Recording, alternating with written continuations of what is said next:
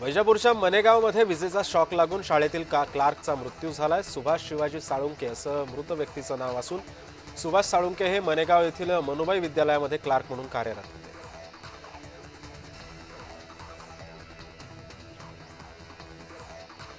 Mini Kashmir असलेल्या पाचगणीचा मुख्य रस्ता आणि पाचगणी महाबळेश्वर हा 18 किलोमीटरचा महत्त्वाचा मार्ग सध्या मोठ्या खड्ड्यांमुळे धोकादायक ठरतोय।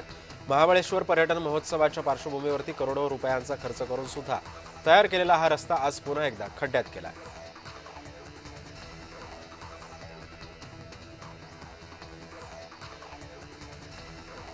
लातूरमधील हिट अँड रन घटनेतील जखमी संगीता गंगथडे यांचा मृत्यू झाला। डॉक्टर महेश पाटलीवर यांच्या खुनाचा गुन्हा दाखल करण्याची मागणी नातेवाईकांनी आता सध्या केलेली आहे।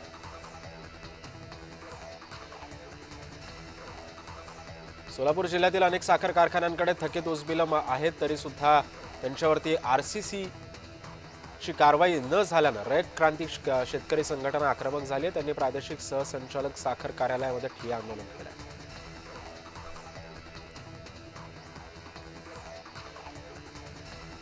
मालेगाव शहराच्या प्रमुख मुख्य प्रवेशद्वारावरती मोठमोठे खड्डे पडलेत। खड्ड्यांमुळे आता नागरिक आणि वाहनधारकांना मोठ्या प्रमाणामध्ये त्रास सहन करावा लागतोय। कोणतेही ठोस कारवाई होत नसल्यानं आता सध्या नागरिक सुद्धा त्रस्त आहेत।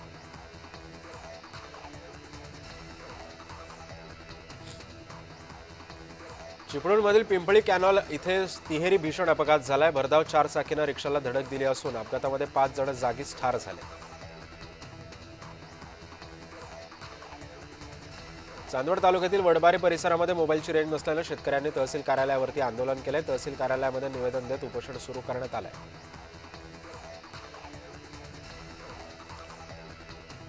पैठण तालुक्यातील दरेगाव इथं शेतामध्ये 25 वर्षीय तरुणीचा विजेच्या धक्क्यानं मृत्यू झालाय।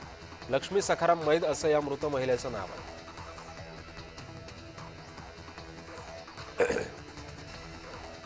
रानडुकरांना पकडण्यासाठी लावण्यात आलेल्या जाळ्यामध्ये रानडुकरासह एक बिबट्या अडकलाय। पैठण तालुक्यातील तोंडोळी परिसरातील ही सगळी घटना आहे।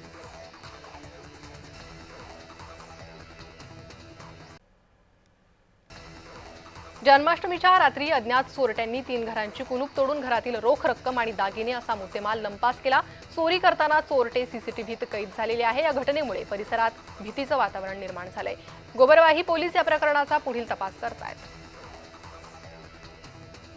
दौंड तालुक्यातील बोरिएंदी गावात मध्यरात्री 3 चोरांनी 2 ठिकाणी चोरी केली। यातील एका घरातील पती पत्नीला डोक्यात आणि हातावर धारधार शस्त्रानं मारहाण केली। यवत पोलिसांकडून या चोरीच्या घटनेचा तपास सुरू आहे।